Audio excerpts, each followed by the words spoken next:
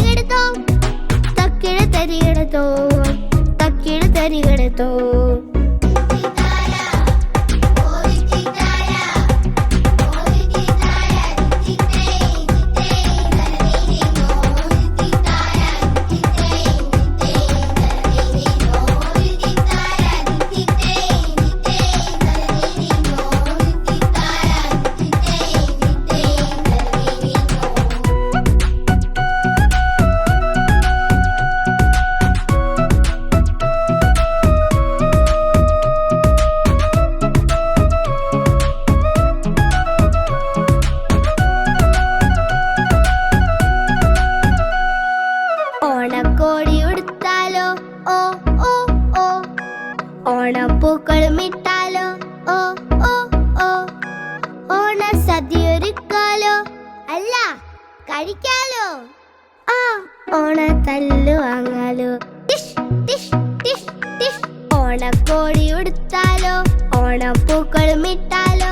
ഓണ സദ്യയൊരുക്കാലോ, ഓണ തല്ലു വാങ്ങാലോ.